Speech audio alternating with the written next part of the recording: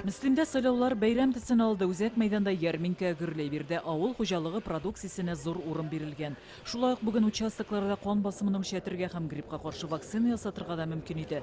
Район башлыгы үзе үрнәк күрсәтте. Безнең илебезнең киләчәгенә үзенең йогынтысын ясый икән, халык аңлый башлады. Мислимдә Минҗиһан һәм Рушад Солтановлар сайлауга уллары, киленнәре һәм оныклары белән бергәләп килә. Бу аларда инде традиция. Республика менә шулай Россия төбәкләреннән түгел, дөнья масштабында шулай күренекле урын алып торсын. Нурлаттан Людмила һәм Алексей Макаровлар сайлауларга инде 50 елдан артык бергә йөри. Аларның гаиләсендә милли гореф-гадәтләрне кадерләп саклыйлар. Сайлау участогын алар традициягә тугры калып, чуваш милли киеменнән килә. Наша республика многонациональная.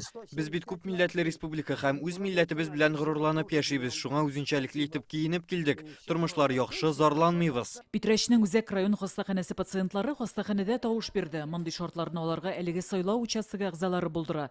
Алар үзләре дәваланучылар янына бюллетеннәр һәм махсус тартмалар белән килгәннәр.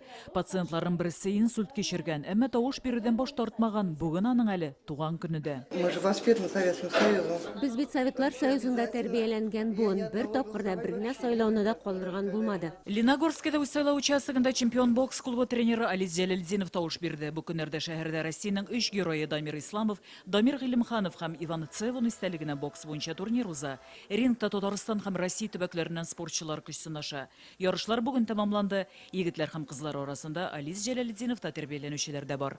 Сегодня у нас финальные поединки. Бүген бездә ярышларның хәлиткеч соңгы көне һәм шушы истәлекле көндә мин үз тавышымны бирергә килдем. Ярыш алуда бүген барлыгы 2146 сайлау участогы эшли.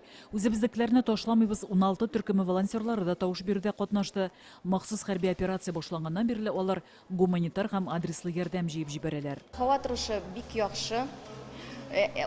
Бик күп әти-әниләр, балалар килә. Шулай ук безнең мәктәптә балалар сайлауы бара. Төрле уеннар үтә. Әлбәттә, бик ватан сугышы ветераны Людмила Березова да үз тавышын бирде. Аңа 103 яшь. Людмила әби янына участок сайлау комиссиясе вәкилләре үзләре килә, чәчәкләр һәм күчтәнәчләр дә тапшырдылар. Олы яшьтә булуына карамастан ветеран сайлауларда катнашуны үзенең бурычы дип саный. Республика телекомпанияләре белән берлектә Гөлназ Гыйниятова, Яңа Гасыр каналы.